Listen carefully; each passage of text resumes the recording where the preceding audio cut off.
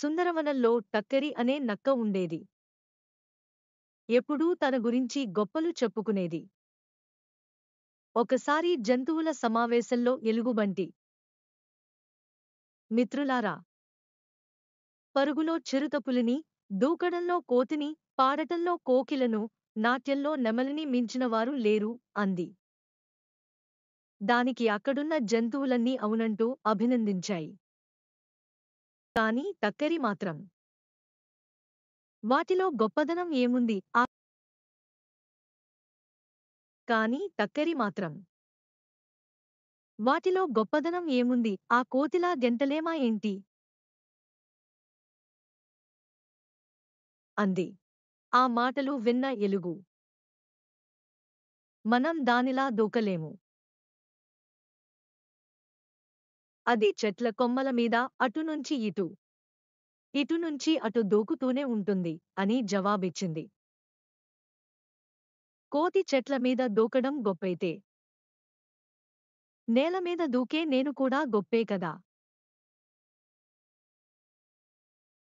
అంది టక్కరి. కోతి నేల, రాళ్ల మీద కూడా అలవోకగా గెంతగలదు అంది ఎలుగు.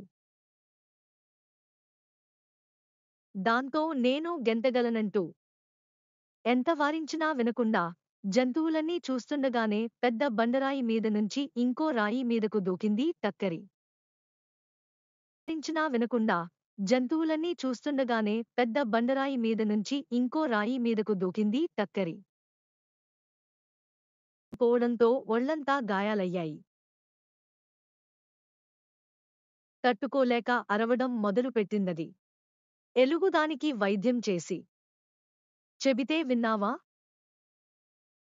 కోతికి గెంతడం పుట్టుకతోనే వచ్చింది. అందుకే అది ఎలాగైనా గెంతగలదు. అనవసరంగా గొప్పలకు పోయి ఏదైనా చేయగలనంటూ ఈ పరిస్థితి తెచ్చుకున్నావు.